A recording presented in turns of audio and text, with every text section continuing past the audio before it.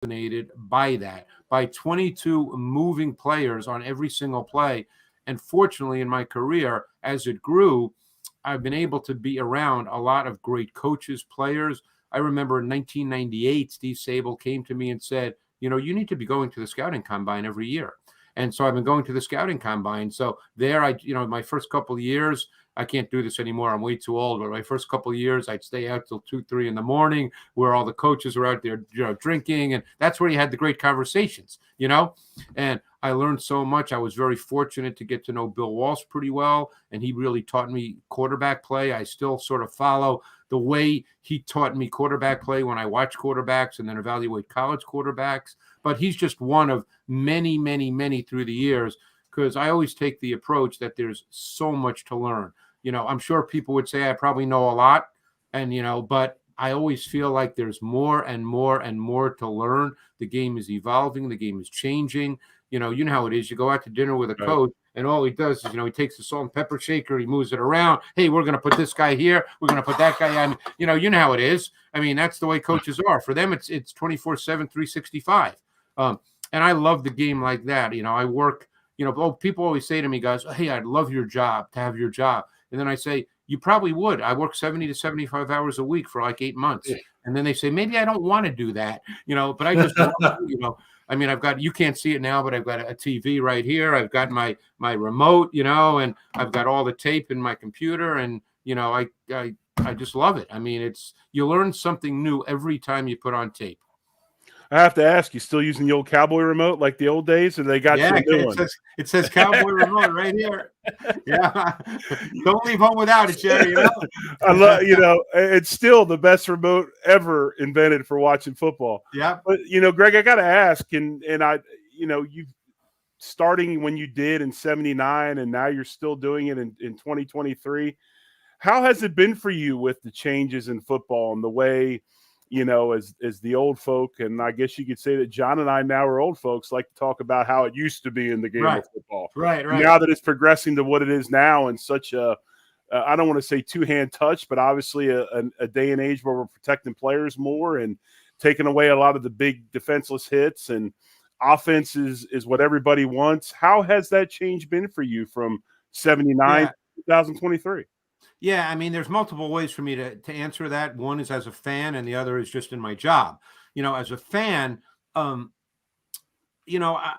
think, and I've said this to people, around here at Films. I mean, the worst feeling to have for me as a fan when I'm watching a game on Sunday is to feel like whenever I see a good play, am I waiting for a penalty flag?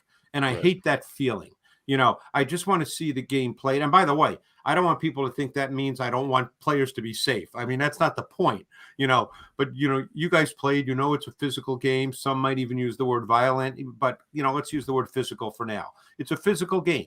I'm not saying that you want people to just smash into people when they're totally defenseless and hurt people. But, as a fan, I just want to see.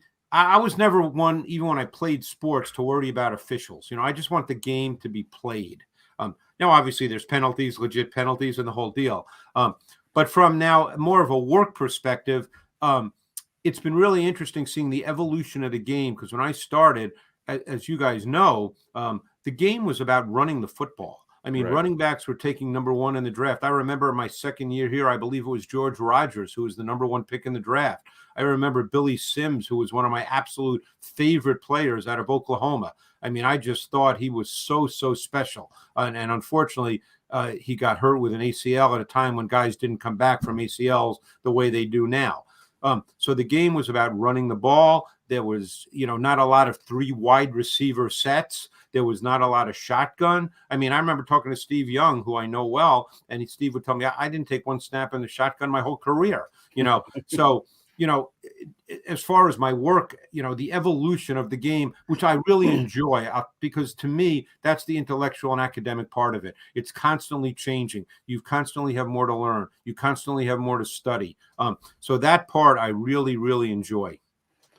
John, Greg, I want to go ahead. I want to dovetail on that. You've been spending years and years studying film, watching the evolution of the game, and now with so much social media out there, so many pod vidcasts, everybody, I don't want to say everybody, but there are a lot of experts out there, self-taught, some of them who get it right, and some of them who get it wrong quite a bit. And the nuance. So my basic question is it a benefit to the game to have this many eyes thinking they know what they see and describing it? Or do you find that to be a little bit tiresome, or do you not pay attention at all? Look, the people that know me and work with me and know me well know that I am not one of those people that thinks I know it all. You know, as I said, I always think there's more and more to learn. But I've been doing this for a long time. I mean, I literally work 7 days a week studying tape, which doesn't make me brilliant or the smart. That's not my point. But this is what I do. I mean, I wasn't joking when I held up this is what I do. I sit here and I watch tape. I take detailed, copious notes of everything I do. I mean, I have books of notes, so, and like I said, I'm always wanting to learn more. So I know what I do. I don't know what others do, but yes, there are times when I'm on, look, I have to be on Twitter. I have to be, because that's the nature of life right now, for our profession anyway, for my profession. And there are times I see guys who maybe they're writers, maybe they whatever they are, but they're not guys sitting in their basement in their underwear. They're guys in the business, you know what I'm saying? And I see them, try to break down a play, and I say, you really just don't know. And I mean, it's not my job to police, what they're doing. No, not at all. Not at all. My job at all. And the other thing that I always find really interesting is when, younger guys who are trying to get into it and, are trying to work hard and do it the right way. Maybe they're 25, 28 years old, and they'll put up a play and they'll say, I've never seen this before. And I think to myself, I've seen it 1,000 times. Because I've been doing this for a long time. And, as you guys probably know, there's very little that's brand new that no one's ever done. It's just how you get to certain things, but there's very little that's never, ever been done before. I was fortunate enough to do a book with Ron Jaworski years ago called The Games That Changed the Game. And we did 7 Sundays that changed the NFL. And one of them had to do with the San Diego Chargers in the 1960s with Sid Gilman, who was considered the father of the modern day passing game. And so we did one of the AFL championship games where they beat the Patriots. They killed them.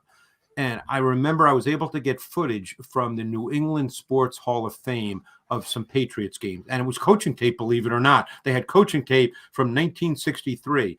And I'm watching this tape in my office, and I see a zone blitz, an exact zone blitz from 1963 that Dick LeBeau, who Dick LeBeau would be the first to tell you he didn't create the zone blitz, by the way.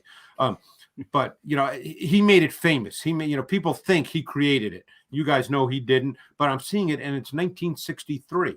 So, nothing is brand new under the sun, so it's just how you get to things, how they look, formation, all that kind of stuff. You guys know all this. But, football it's still a certain kind of game. And anything that's played in confined space, there's not 1,000 things you can do. There's confined space. Right.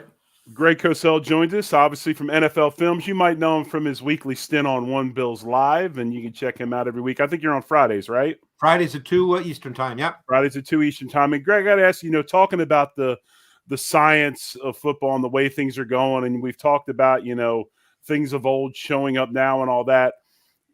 You've seen probably more so than anybody, because you're in that production world, technology and how technology has changed the game of football, right? I don't like it, and probably because I'm 53 and I don't understand it like my son, who's a tight ends coach at Drake, does, and they get all into it. But I look at this, and has analytics, is it ruining the game of football? Has it changed the game of football? Because you see guys nowadays like Mike McDaniel down in Miami, these wonder kids that are so great on computers and technology, and they rely on analytics and these types of things. Has analytics, is it hurting the game of football, or is actually bringing a side to it that is refreshing and new and good for the game? Well, Joe, the way I'd answer that is this. I think every coach, you can go back to Paul Brown, would want more information rather than less information. The question is, how do you apply that information? Right. And that's where I think different coaches apply it differently.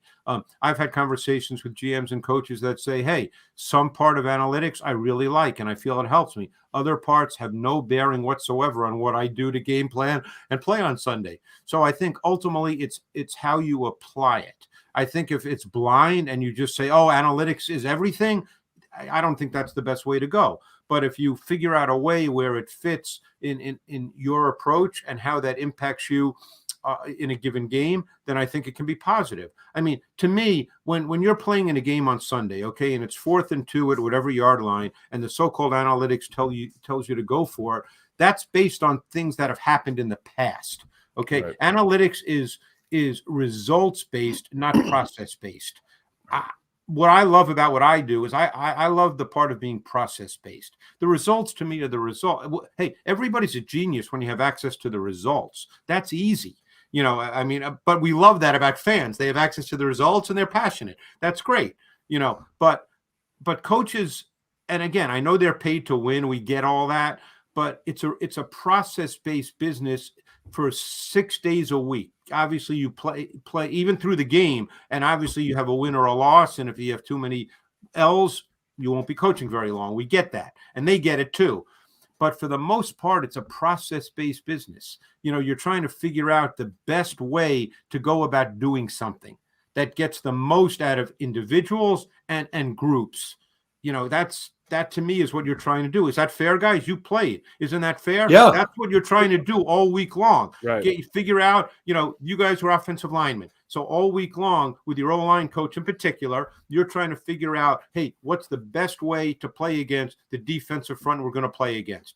What are the best run plays against this particular front? How do we have to block this guy? Because you know what? He's a game wrecker, and he could ruin our game if we don't have a particular plan in place. That's all process. Obviously you Right. have to then go execute it on a Sunday and hope that the results are good. But I love the process of watching this and figuring it out. And that's why, for me, I very often don't care who wins or loses these games. I just love the games. Yeah, I agree with you. I like the analytics because we see more 4th and 1, 4th and 2 teams going for it. I'm not interested in seeing a lot of punts for 2 reasons. Right. It's boring. And secondly, when it's my team, I don't care where the punt returner goes. I'm just looking for a flag.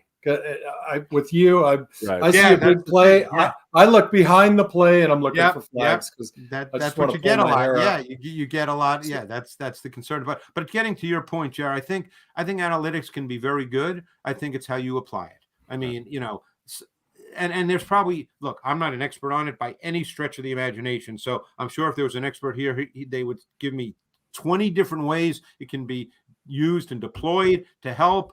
I don't know all those 20 ways. All I know is that, when you're in the middle of a game and it's 4th and 2, what happened 6 years ago, and I actually had a coach tell me this, so I'm just the messenger now. What happened 6 years ago does not help me at all in deciding what I want to do on 4th and 2 in that moment. Right. Greg, that's just great commentary. You talked a lot about process. And I think people, the ones that say, oh, I want your job. And then you tell them you watch 72 hours of film a week, which I believe because I worked with you at NFL Films for a few days. And I think a lot of our listeners want to know why. What's the goal? Do you have a set of goals every week? Are you producing a show?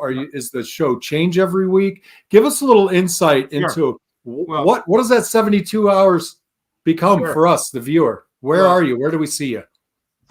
Well, first of all, I've had many people tell me, and they're probably right, that I work more than I need to, but that's just me. I've always been like that.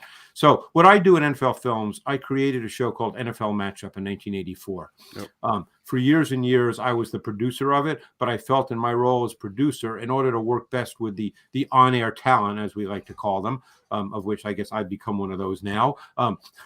But I felt that I really had to learn the game through their eyes, through the eyes of the coaching tape, and through the, really learn football in order to be able to have good conversations with the talent and have the best show possible as a producer, even though the words were not coming out of my mouth, and then just in terms of intellectual curiosity, when 8 years after the show began, when we got the coaching tape, that for me was the Rosetta Stone. That's where, oh my God, now I can really learn the game.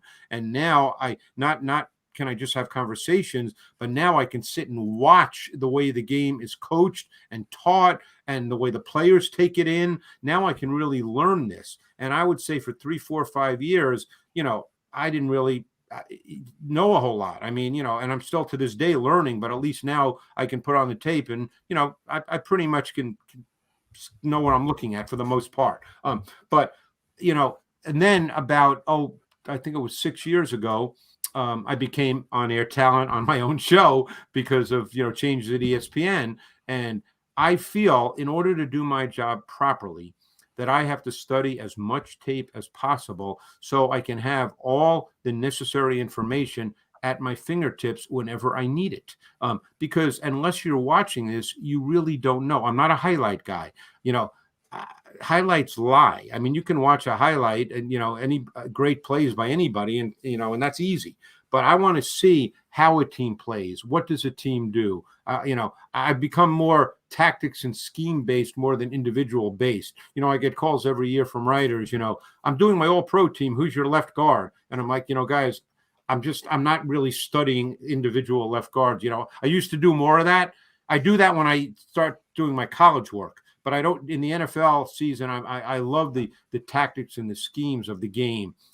But I also do, as you guys know, radio. I do, I think 4 or 5 local markets, including Buffalo, but I also do Colin Coward, which is national. I do Ross Tucker, which is national as well, and they want to talk about everything. And, I just don't feel comfortable talking about it unless I've seen it. So for instance, Buffalo, which obviously, that's you guys are most concerned about that.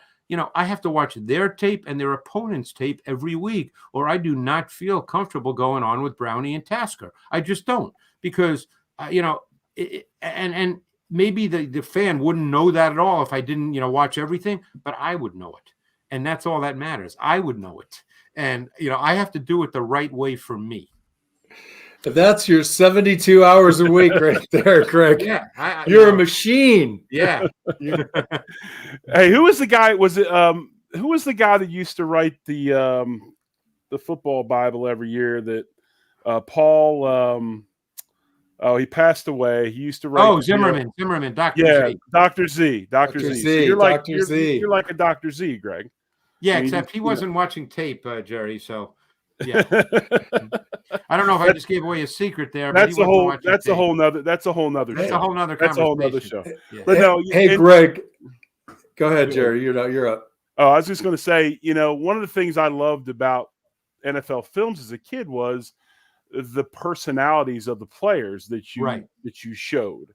I remember as a kid, I one time for a birthday present or Christmas, I got SI from my parents, and one of the things I got was this tape called Crunch Course, and it's that tape where the Lawrence Taylor's stomping around the end zone. We're going to play like a bunch of crazy dogs and have some fun, all that, right? Yeah. And that was the thing I loved about NFL films. You built these personalities. I mean, you guys, John Madden was famous, but you guys took John Madden to another level, right? Well, it's funny, Jerry, you say that because that was Ed Sable's vision from day one. He wanted to present football. He wanted to, in a sense, combine NFL football and Hollywood movie making. Right. That was really the plan when he thought of NFL films in 1963. So, obviously I think we've succeeded in that. And I used to do, before I pretty much got into this almost exclusively because I love this, the X&O football, I used to make all those kinds of films too here at NFL Films. But that's essentially what we are, being presenting football in kind of a Hollywood movie making way. We were telling stories, and now, we're on the field. I mean, back then it was almost like that newsreel footage. Remember, you'd see the high black and white footage, all of a sudden NFL Films, we have cameramen on the field and you're seeing guys' facial expressions. I mean, there's a phenomenal shot that's famous to this day. And I'm sure if you saw it, maybe you'll even remember it with my description of it, of Dick Butkus sitting on the bench with his, hands, it's a very famous shot, but the back tape then on his fingers. Shots like that, that's 1967, 68. No one did that back then. You know, and That's and incredible. the part I was progressing to was, are the players nowadays, do you find those types of personalities? I mean, the last guy I can think of in the league really is Ray Lewis, and he's since he's retired. But you got a lot of guys, Jerry. they all want to be stars, you know. Believe me. Greg, I remember when I visited you at NFL Films back, I don't know, a decade or two ago, whatever it was. There was always talk about uncovering old reel-to-reel film that people found in basements that they'd turn over to you guys, and you'd put them all on digital. Are you still seeing at least a flow of old films that had never before been seen? You know, I'm not, John, to be honest, I'm not involved with that anymore. So I don't know if we do that. You know, it's funny, particularly during the season. This is kind of what I do. You know, and it's like I said, I work so many hours. We're actually doing more work than ever here at Films, which is a wonderful thing. And there's so many projects we have. I bet that 30% of them, I don't even know what they are, just because I get so wrapped up in what I do. But, you know, I know that we have a deal, which, it's public, so I'm not speaking out of school. We have a deal with actually a film studio in L.A., Skydance, which is Tom Cruise's film company. You know, they do all his movies, among other movies. So, you know, we do a lot of stuff now at a really, really high level. I mean, we have a mixing room here. So people that don't know what that is, you know, you have to put all the sound together, you know, in any show. It's like a movie, you know. I mean, people might think if you're in a room and you're watching a movie and the phone rings, it's really that phone. It's not that phone that's sitting right there. It's a sound effect, you know. But, you know, we have this mixing studio that is so big with so many, you know, buttons and the whole. I mean, we're basically, you know, we're a movie studio. Production studio. We're a real production house studio. Yeah. So, Greg, I know we're bouncing around a lot, but there's just that's fine. No, it's great. Well, we got about 9. Hey, John, we got about 9 minutes. I'd feel you can go. Yeah, I'm good. You can go. I'd feel amiss if we didn't pick his brain a little bit about the current Buffalo Bills and maybe since he watches all this film all week long, maybe he could teach you and I a little bit about what's going on with these Buffalo. And at the same time, give our viewership something where they could start to learn to watch football from. You know, how does Greg Cosell watch football? So let's hear about the Bills. What do you got? What do you got? Is there like a Buffalo Bills bar in Tulsa? Yeah, there is actually. Are you serious? There is? Oh, yeah. Yeah, there is. There is. Is there one in Tucson? Oh, yes. Oh, wow. You're probably in charge of it, aren't you? No, I am not. I can't. Only when they. Hey, Greg. Only when they pay him to come, then he's. Right. Hey, I'm probably like Jerry, man. Like if I'm watching a game and I got too many people around me asking questions and distracting me, I'm just kind of like, you know, when you watch Owen play, right? When I watch Bruno play at UCLA, my son, I'm at the game. I don't hear anybody. I'm just focused. So go ahead, Greg. UCLA? Yeah, my son's at UCLA. Jerry's son's at Tulsa. Oh, my son's a defensive end in Tulsa. Oh, okay. And your son is there now, John, at UCLA? Yep, Bruno is the starting left tackle at UCLA. Yep. Wow. Yeah, I'll be watching. Let's see, in a couple of weeks. It's usually about mid-January, and I actually watched some of them last year. But I'll be watching Latu, the pass rusher, and I guess they got another kid there. One of the Murphy brothers is a good. Yeah, Gabriel. You know, I actually like the kid, just as an aside, and I forget who drafted him, but he was drafted. I like the Grimes kid from UCLA last year, the guard. John Grimes, yes. I think his name was. No, it's John. Not Grimes. No, he's at Arizona. He hurt his knee. Is he at Arizona? I'll tell you in a sec. It began with a G, but I'll tell you in a sec. But I like. Yeah, I'm blanking on his name. Mimi, do you remember his name? My daughter's in the comments there. No. My daughter comes on the show. She does. She's a super fan. Give me a sec. It was John, but I can't remember. John Gaines. John Gaines. God, I'm blanking on him. He was Bruno's host on his visit, and I'm sitting there. Yeah, I thought he was a good. He made a big impression. Yeah, no, he's a good player. He's long and he plays with good balance and he plays really low. He's got a really good. I thought he had pretty light just what you said. You would know more about the O-line position than I would, but I thought he had light feet and really good balance for, I thought he could play in the league. And he did until he hurt his knee, but he'll be back. Yeah. He'll be back. But anyway, what were you guys? Oh, you want to know about what do you want to know about the Bills? We're cautiously eliciting your opinion on our beloved Buffalo Bills. Well, I think the Bills they're a frustrating team for me, and I'll tell you why.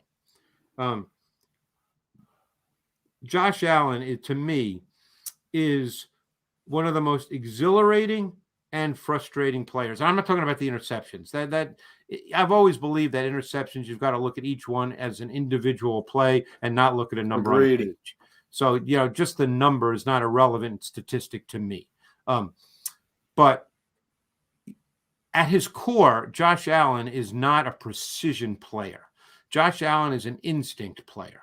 I agree. And he can do things, obviously. I said 3 years ago, and people who, I will say this, probably didn't know a whole lot about football, and even some that might have said, oh, you're crazy. I said 3 years ago he was the most physically gifted quarterback in football, which is not the same thing I would say to people saying he's the best quarterback in football, but he's the most physically gifted, okay?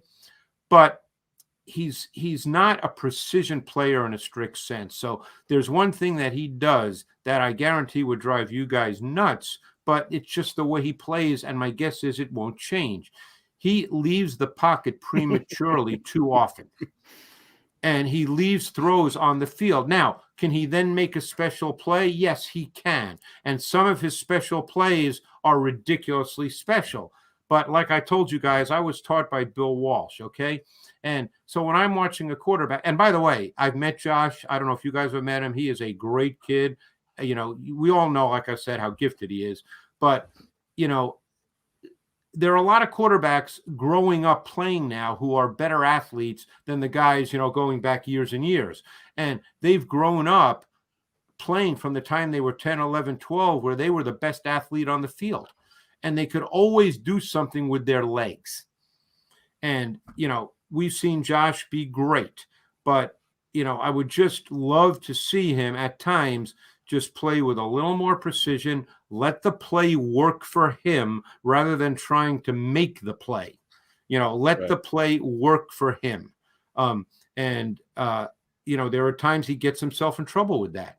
And, but at the end of the day, when you look at what he can do and the fact that I imagine if you're a teammate, even an offensive lineman, you feel that you're never out of a game. They can always make that kind of play. And, not being in the locker room, I'm not there, but I'm sure you guys could speak to that better than I could. I'm sure that's a tangible feeling that, hey, at any moment, our quarterback can do something incredibly special. Yeah. So you nailed it. And right. I think that is the kiss me deadly with Josh Allen. Yes. Right. Great way to describe it. We want him to, we're always looking for him to find the balance between the two. And I actually believe we're approaching that at this point under Joe Brady, which is different than Dorsey. But as an offensive lineman, Jerry and I just watched the second half of the game today again. And, in the second half of the show, when you leave us, everybody's going to be absolutely stunned when we don't tell them the offensive line was awful and we tell them why. Let me ask you this. Are the Bills overachievers or where they ought to be given the amount of injuries that they've been sustaining over the past 2 years? It's interesting because I have felt over these last couple of years that overall they were not as gifted as their record. I mean, everybody said, man, they have super, super talent. Again, and I'm just speaking watching tape. So, I don't want people to think, for me, none of this is ever personal, I'm right. just no, absolutely not. Yeah. I thought that, quite frankly, guys, and you can speak to this better than I didn't think their offensive line, which I think's played better this year, but I thought in recent years, their offensive line was really not that good for the most part. I thought other than Diggs, they really didn't have another consistent weapon on the perimeter. Gabe Davis once in a while, but, not They didn't really have that second guy. And by the way, I think Diggs is great at what he is, but he's not a vertical dimension. They don't really have that guy. Like I would not put Diggs, and I hope that Buffalo fans listening to this are not going to, shun me now, but I may even have said this on One Bills Live, but I don't think Diggs is in the category of, let's say, the Jamar Chases or the Justin Jeffersons. I think he's great at what he is, and what he is, he's real. To me, he's kind of the highest level possession type receiver you could be. That's what he's not a take the top off of it guy. Yeah, he's not going to. Do you guys agree with me? Oh, I agree. 100%. No, 100%. And nobody thinks you're personal. You're probably the fairest arbiter in describing all of this than most of the loudmouths on some of the social media. And the other thing you do is when a person watches 72 hours of film a week, you can say what back you it up. And I've seen every player. That's the thing. I've seen every player, and I'm not watching highlights. The other thing I'd like to see Joe Brady do a better job of than Ken Dorsey. And again, no knock on Ken Dorsey. I don't know the man. I've met him once, I think, at a combine. I certainly don't know him. I'd like to see their run game and their pass game have better synchronicity, be married together better.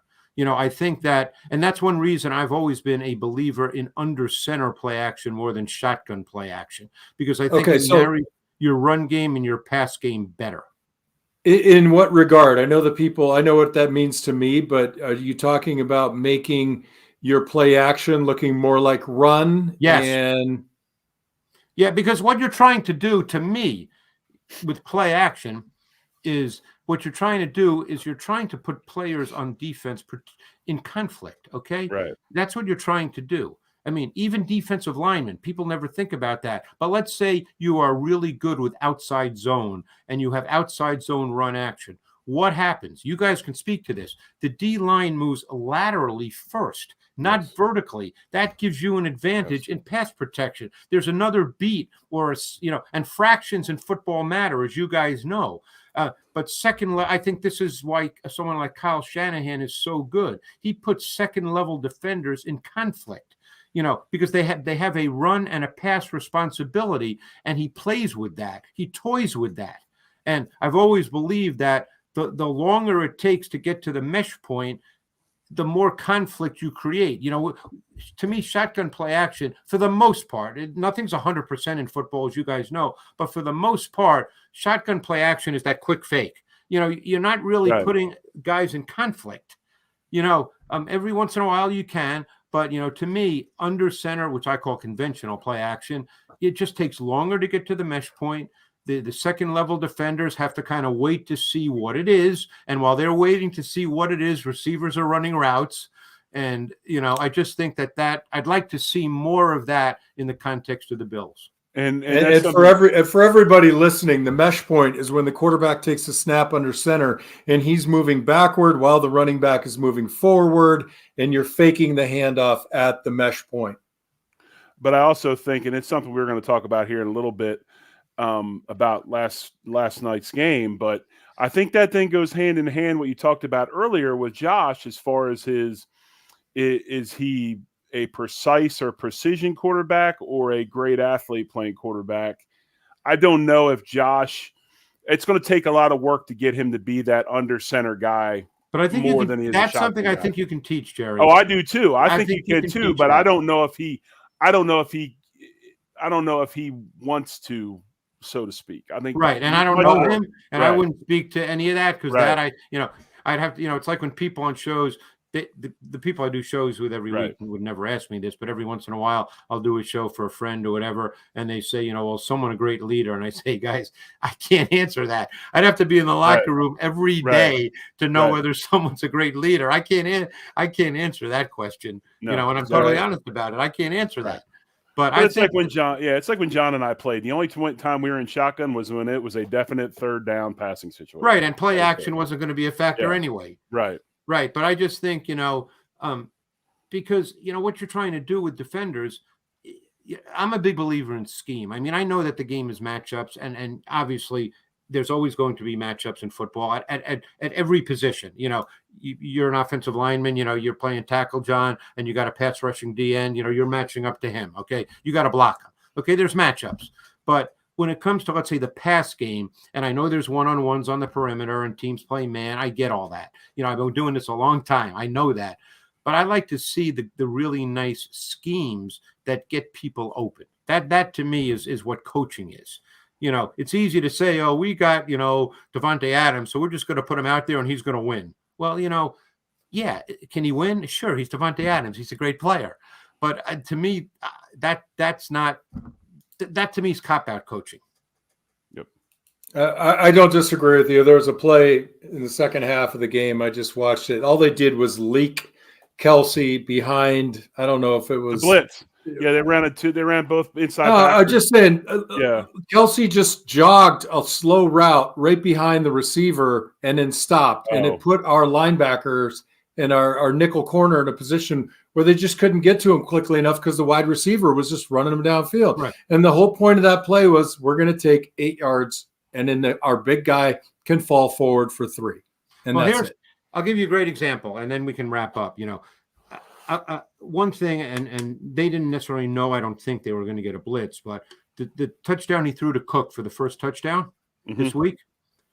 Yeah. See, I love that. That was 4 strong. Okay. They started out in tight bunch, and Gilliam was number 3 in the bunch, and he went jet motion and then orbit motion back. So they ended up with 4 strong, which has become very prevalent in the league, something I love, because 4 strong is really hard to deal with if you're playing zone, because zones can't handle 4 guys to one side running routes. And they ended up running 3 verticals and what we call H seam. It's all verts H seam is basically what the play is. Cook was offset to the 4 strong side in the backfield, and he ran the H seam, halfback seam for people, so they understand what I'm saying. Right. It's halfback seam. Now whether they knew they were going to get a blitz or not, only they know that. I don't, but they got a blitz. But the point is Sherfield went in motion, or maybe I'm confusing plays, but somebody went in motion. It might have been Sherfield. I can't remember every detail of the play. Actually, I've got my notes, and I can tell you in a second because I was watching it earlier today, obviously, because today's Monday. So I'll tell you in a sec because I do have my notes, and then I can tell you for sure. So here, it was Sherfield jet motion with the snap just before he crossed Allen in the gun, but the motion made it 4 strong to the field.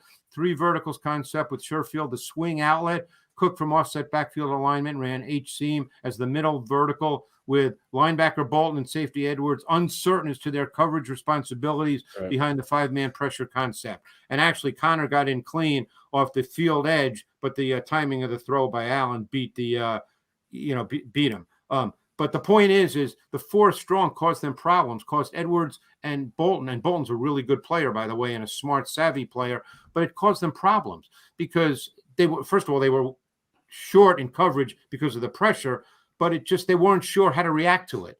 And that's the kind of stuff I love. The schematics of that. They caught him. They got him. They got him with the play call.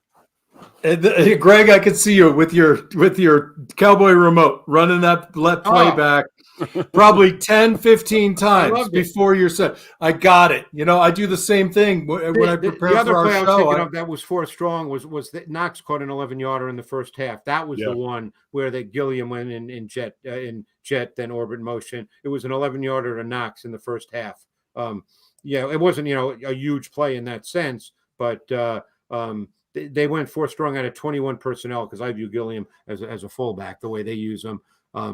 But that also caused confusion in the Chiefs' zone match concept, and Knox, who was the original point man in the bunch, was wide open in the middle on the quick inbreaker, and it was 11 yards. And plays like that don't seem like a lot, guys, but you know how important plays like that are. Yep. Yeah. Sure. To me, that's a chunk play. Anything over 7 yards, and I'm as an offensive lineman, I'm thrilled to the gills.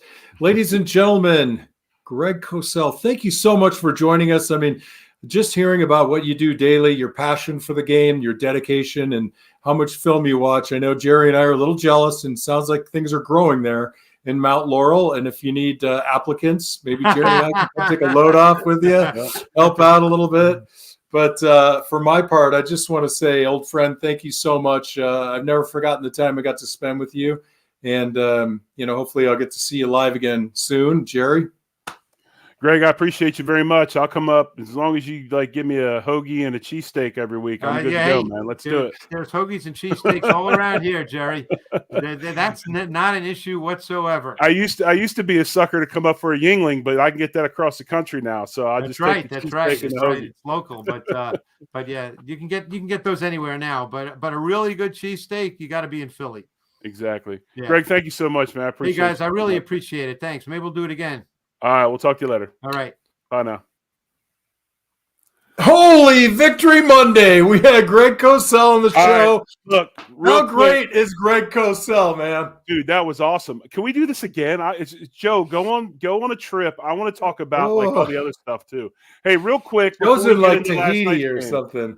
Yeah. Yeah. Real quick before we get into last night's game, I had a little bit of a snafu to start. So real quick, I want to hit this. I want to hear from our sponsor, Fichte, Endel and Elmer, real quick, and then we'll get into last night's game. Okay, Johnny? You good with that? Okay. Yeah. All right, here we go. Picture this. Crystal clear vision without the hassle of glasses or contacts. Imagine watching Josh Allen's game-changing touchdowns with absolute clarity. At Fichte, Endel and Elmer Eye Care, we can make that a reality. Now, in a matter of seconds with Zeiss Smile technology, you can see clearly and get back to doing the things you love as soon as the next day.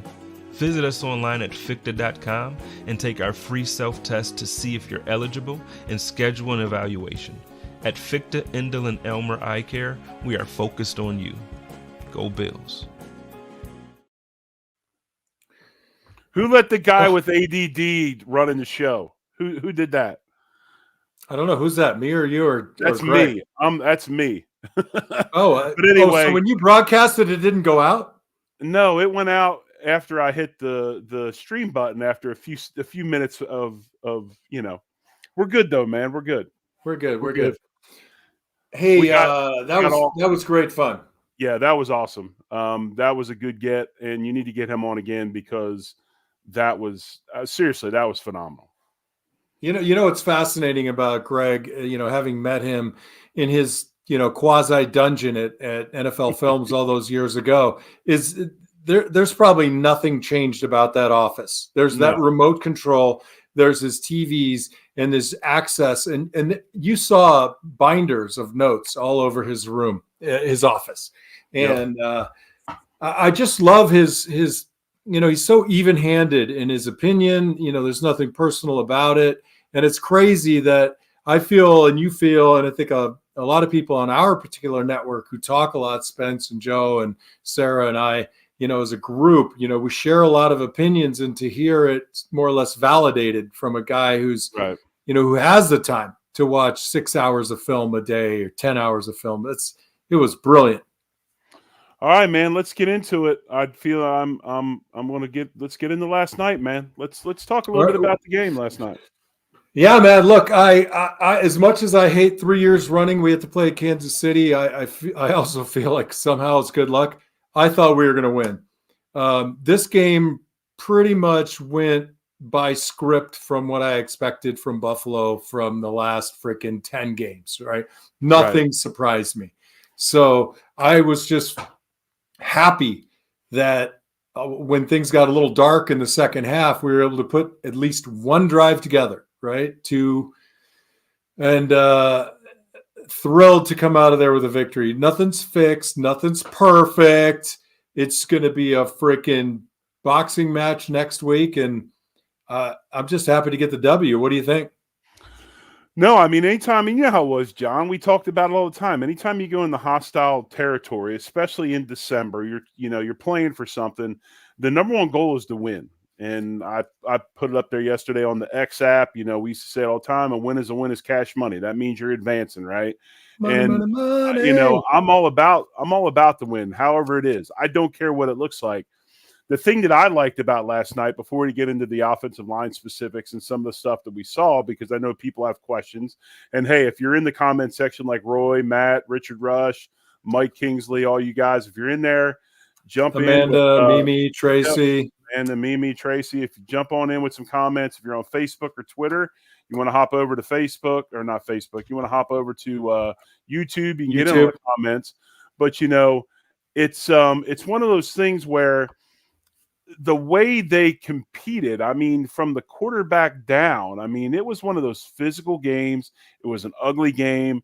I mean, Josh was, he might miss the obvious completion, but then he makes the circus play on the sideline. I mean, all the way down to the coaching staff, you could feel the intensity of that group. They wanted that game. They wanted that game because of what went on that week with their head coach. I said it last night.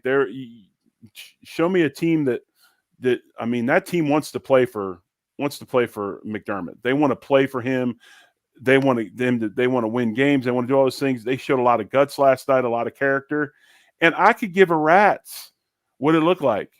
They won the game. That's all that matters. Now on the next week, and let's get another one, because I think now we need 8 in a row. We needed 9. Now we need 8.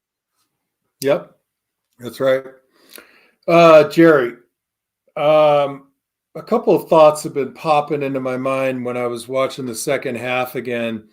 I get annoyed when they talk about genius coaches and crap like that, but I got to give a nod to Spagnola because he schemed the living hell out of that defense up front. And we'll talk a little bit about that when we approach the offensive line play. But I'm curious, why does the right guard always signal with the hand the ready for the snap? Why is the right guard looking back at the quarterback when he's a rookie, and the left guard, who's a little bit more seasoned veteran, could do the same damn thing? I think that it might be a little challenging for Torrance to do that right now. I believe the reason they do it is a dominant eye thing, I would imagine. Mitch Morris, his dominant eye is his right eye. Therefore, he could see better with his right eye than now, like Mr. Cosell said earlier. We're not in the locker room, man, so we don't know for sure. But it's always the right guard. Right. It seems like it's always the right guard. Right. I don't know. I think it's a dominant eye thing. And I say that just as I think Torrance is playing great as a rookie, but I think you always want to position people for success. And I don't know if that.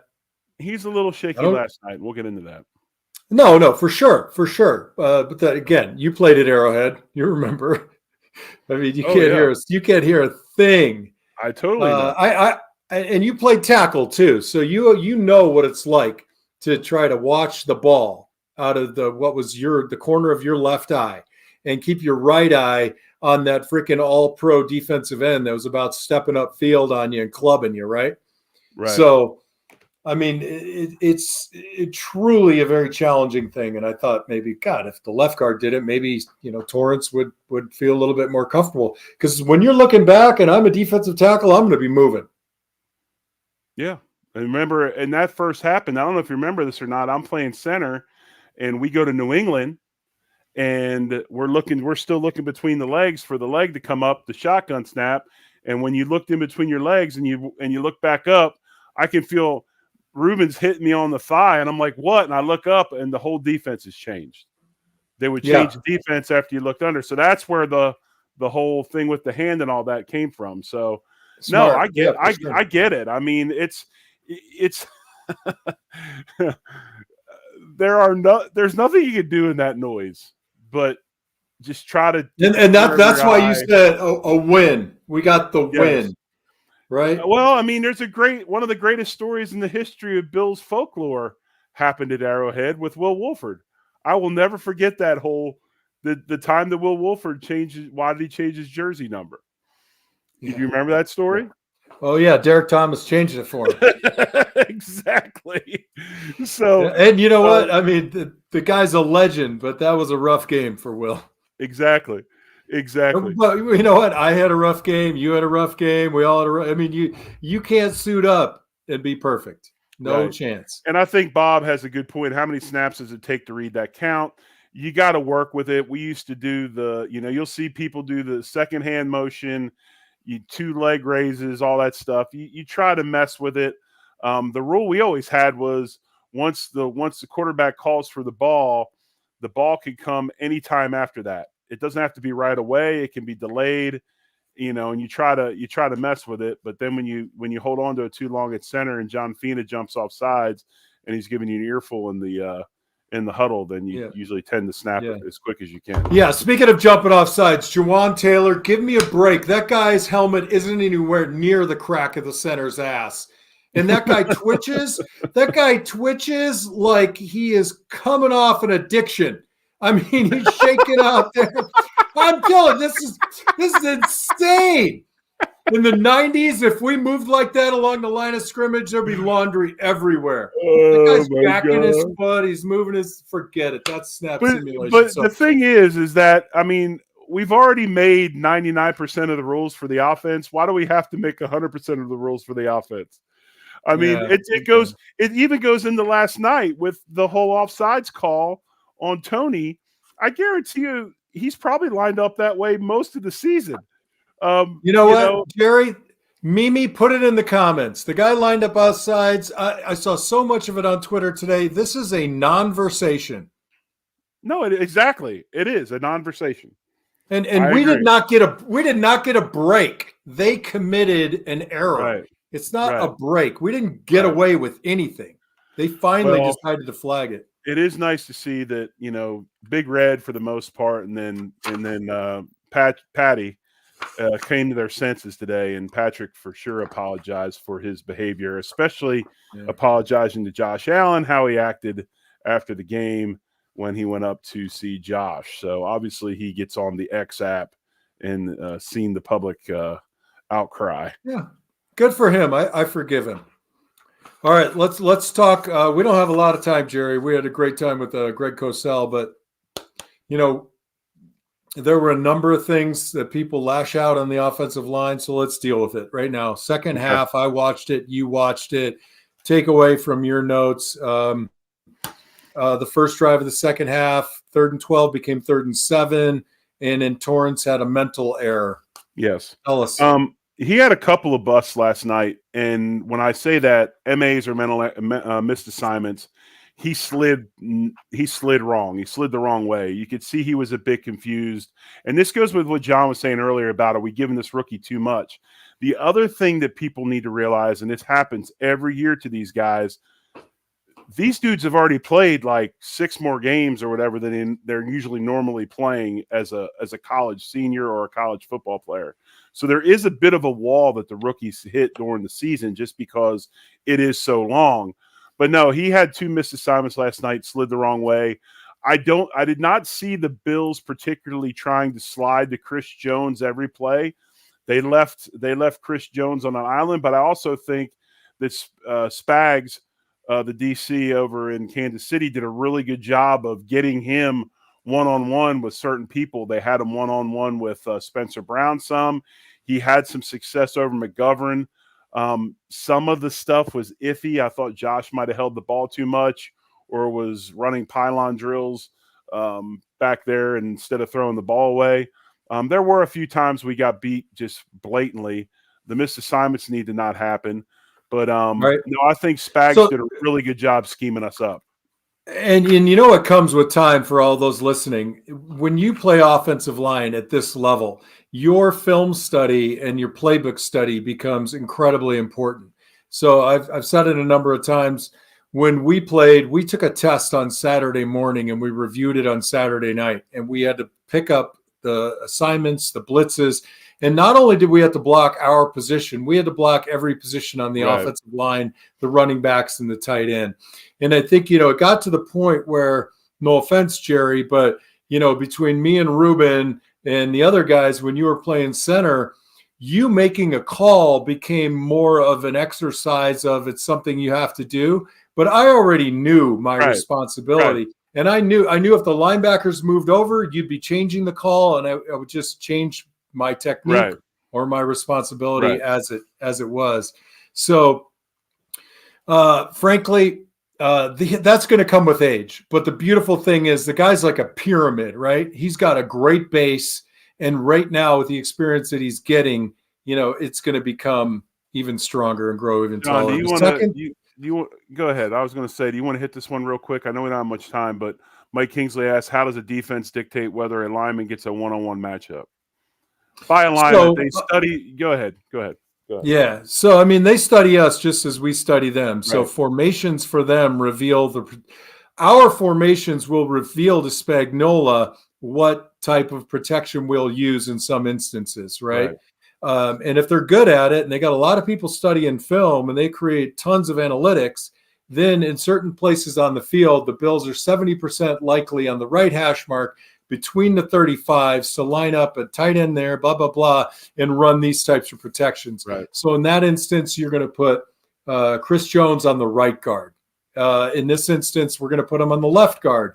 And what's really cool, and I hate to say it that way, is a guy like that being able to rush a tackle, and then you can move different people into positions. It gives you so much versatility.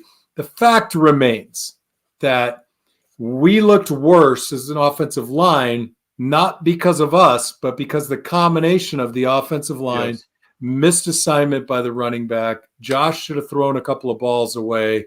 And, when you're blocking as a tackle, we see this all the time. It happened to Spencer Brown last week, I think. I'm taking my guy deep, Jerry, like we like to. We're at about 9 yards. And then all of a sudden, the guy reverses field, and he starts heading back to the line of scrimmage.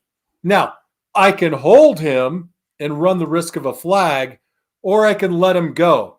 And if the quarterback is moving his way up into the pocket and I let him go and it's a sack, that ain't on the 70s. That's on the teens, right? That's Josh's sack. We had one of those. That play, I think, God, we had 6 seconds and Josh held and waited and waited. It was 3rd and 27, and that sack is on him. The third drive, which was awful, screen right. Kincaid got held, and then 3rd and 10 looked like the offensive line blew. Latavius Murray supposed to fill between the right guard and right tackle, He fit wrong. and instead he makes his read to the A gaps, gets himself out of position, can't recover, boom, sack. And then the other sack, by the way, or the other pressure was a spy guy coming late in the game, right? Yep. So our protection wasn't perfect. Josh scrambles sometimes when he oughtn't. And when you scramble at depth, you're always going to see pressure from the backside because that guy's running an arc. And on the play side, that guy's going to disengage from the tackle and give pursuit. And I don't know. Go ahead. I'm sorry. Not great play by the O-line. Go ahead. I don't know. I don't know what kind of hold Josh has on being able to change the protection, but there was a couple times we slid to a 2-man side. We slid to a 2-man side. Yeah, and they brought 3 or 4 to the and it was like, it was just, to me, the communication was really off. I thought Spagnola did a wonderful job. Like, for instance, in the middle one time they had Chris Jones over McGovern, and then they had the other defensive tackle over Torrance, and they lined them up in either 2s to 1s, and the reason being they knew that if you're going to slide protect, one of the things they teach you as an offensive lineman is you kind of, if your guy's wider, you don't have to leave so quick. So I can kind of play 2 ways. I can stick my inside hand out and help this guy while I'm eventually going to go help this guy. Well, putting those 2 in ones like that, Mitch had to go, man. Like, he didn't have time to jack around because he's got a gap.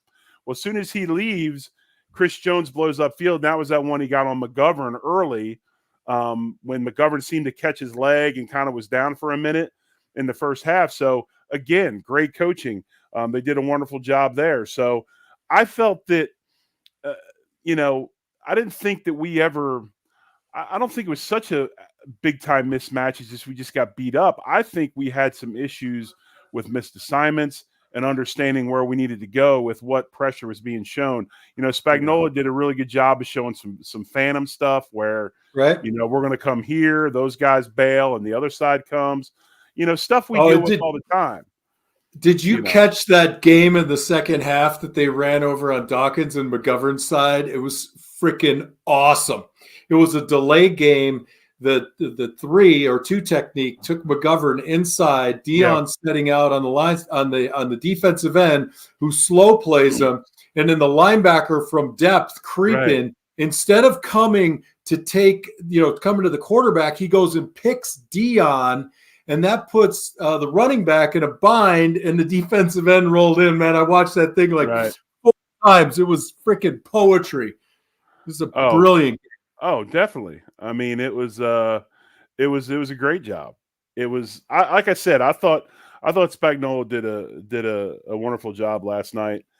I just think that the biggest thing for us in the second half, John, and I wanted your opinion on this. We're doing some different things. We've really gotten good at running dart, and now we're running dart to both sides. And what I mean by dart is it's that spread concept counter run where we're not pulling guards, we're just pulling that tackle. They usually do it with Dion. Last night, Spencer did it and did a really good job with it. And I think eventually you'll see us building some play action off of that. But, why did we go away from – it seemed like early in the fourth or whatever, late in the third quarter, we kind of abandoned the run and went back to, as Greg was talking about earlier, the run pass mesh left us, and we just started running plays instead of running those mesh type things between run and pass. And then because we were having success running the ball. I think that was another issue. We didn't stay with the run. We kind of bailed from it too early. Yeah, I mean, love or hate Tony Romo, if you will, but at times he has the most incredible insights until, the drive where we ended up kicking the field goal, actually the one before it, we hadn't run the ball in 10 plays. Right. And, that dart play, I like to call it zone revert. So you run zone left, but the guy on the far left, Deion Dawkins, comes across the line. So that play's been working extremely well. We did have some angle blocking, some people call pin and pull, and we had great luck with that. But what really killed me was the bunch grouping runs inside the tackles. And I've been seeing it for 3 years now. Gabe Davis might be handsome, but he can't block inside the tackles. Stop doing it. We line up 2 tight ends. We bring all these people into the box, and none of them could do the math, and none of them can nut up like they need to, because that ain't what they do for a living, right? Right. So we started running a little bit of that bunch in the second half, and I'm like, why are you going away from what worked? This dart or the zone revert, as I like to call it. Start getting and James Cook does such a nice job with the jump cuts, getting out in space. Well, and the last thing, what Greg was saying, why in the hell isn't our play action look a hell of a lot more like our running game?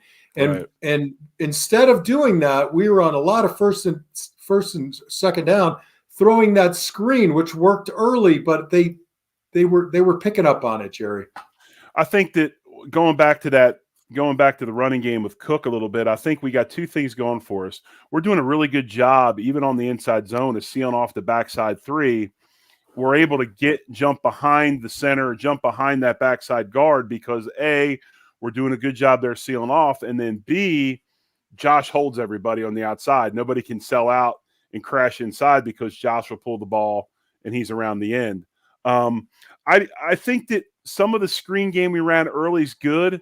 We tried to change up the blocking. We ran it out of a stretch look. We ran it out of that. We actually did I think we ran a screen where we ran stretch one way and tried to screen back the other, and we ran traditional screen blocking, and they were blowing it up. I mean, they figured it out, especially later in the game when you could tell that Brady was trying to get the ball to Diggs any way he could. And some of those looks, I'm sure just, Spagnola saw coming from a mile away. I do like the screen game. I'm not a huge wide receiver screen guy. I'd rather run it to the Cooks. But, we did a really good job hitting perimeter stuff early. They took it away from us, but I just would have liked to have seen us go back to that run game and really try to pound the ball and control the clock. Yep, I agree. Overall, Jerry, I think your comments are spot on. You go into a place like Kansas City, they're coming off a loss. You want to get out of there surviving with a W with minimal injuries. I'm not sure what A.J. Epinez's wrist injury looks like. I don't know what Micah Hyde's injury looks like, but I think by and large we got out of there healthy, and we get to reload against the Cowboys. Exactly. And it's going to be another big day for our defense, which, by the way, I know we were off tackle. Props to our defense. I thought they did a great job up front of getting after Mahomes. And the other thing they did really well, except for like one scramble for a first down, they kept him in the pocket. We ran a lot of stunts where we would get Groot would run underneath, and we would have our inside defensive tackles loop outside to keep contained. We did a really good job keeping spies on him, keeping him in the pocket. And that's, to me, that's not what he really likes. And if I was going to play Josh Allen, I'd do the same thing. But no, I thought they did a good job as well. And I paid a lot of attention to the passing scheme of Kansas City, and they just do some really smart stuff. Just some very basic stuff. We want to get 6 yards here, we want to get 8 yards there. You know, they're really smart offensively. I'd like to see. Hopefully Joe Brady breaks that film down. And, you know, it to me, it's all about situational plays, right? If we need 4 yards, what are our top 3 plays? But how are we going to scheme the guy to get open? And again, we're over time, Jerry. You know, it's long in the tooth. You were great. Thanks for sitting in for Joe Miller. Thank you for everybody in the comments section. You can download this anywhere you get your favorite podcast. You can go back and watch it on YouTube if you dare. And we had a great time. What do you got, Jerry? I was going to say I wasn't perfect, but I was all right. I appreciate you having me on. I enjoy doing the show with you, man. Thanks to all of our listeners. Thanks for checking in. Hit the like button, subscribe button as always. Joe will be back next week, so you can hear his velvety voice. John will be back as well. Sarah and I will be on Wednesday night at 9 Eastern, 8 Central, the Line to Gain. We'll talk more about the game this week. We'll talk about that Cowboys matchup coming up. So once again, thanks, everybody. As always, go Bills. Hey, man, go Bills. Thanks, fellas. Thank you, everybody. Thanks.